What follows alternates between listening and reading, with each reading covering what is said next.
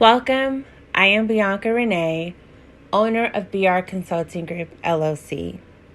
In this brief program, I will be going over 10 steps to help you get started on your business. I will give you tools and resources and some questions that I have had and answers to them for you when I first started my business in 2017. Welcome and let's get started. Before we get started with the 10 steps in starting a business, I want to take a step back to just let you know that your idea or your product or service matters. I want you to hold true to that because as you grow and realize in starting a business, it may not matter to everyone, but if you believe in yourself that it matters to you, you will succeed. The first thing to think about in starting a business is you need to ask yourself why you're starting a business. Is because you're passionate about what you want to do? You're just doing it for the money? Or is it both? Then the other aspect is because you want to help those people who have a problem to solve a problem. This is important because if you're not passionate or you're just doing it for money, you may not be in business too long, depending on what you're doing it for. Number 2 is to determine what type of business you want to have. You know, there are coaches who solve problems or consultants who solve problems. Then there are business owners who sell products. So think about what type of business you want to have and ask yourself, are you solving a problem or are you going to be selling product? This is important for the structure of your business.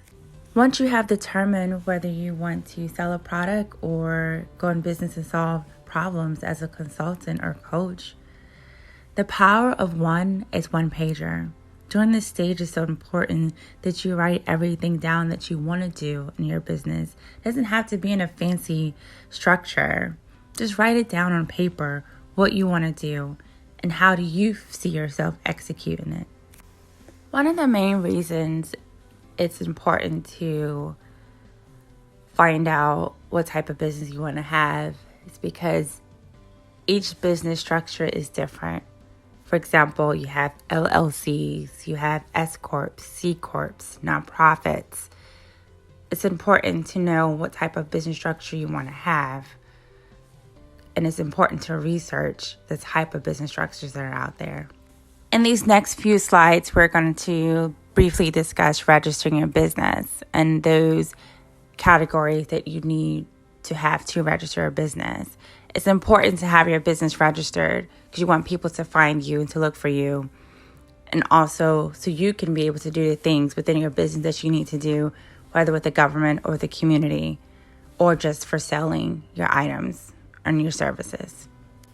Now we're going to start getting into the formation of your business. It's important, the first thing that you must do is check with your city and state and requirements on what's needed to apply for a business license.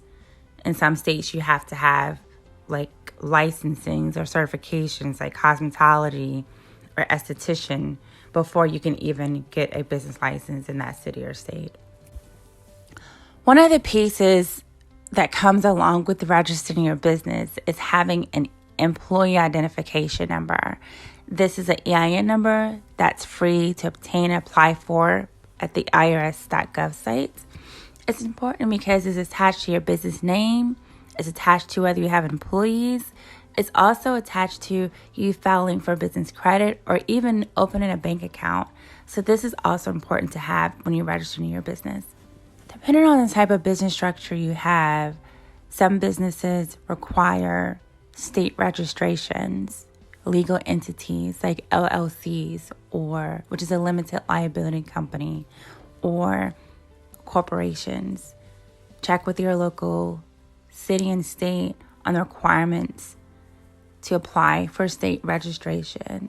And I do believe most of them come with fees, but please check your state first. Another piece of registering your business is to have the proper licensing and permits to have your business.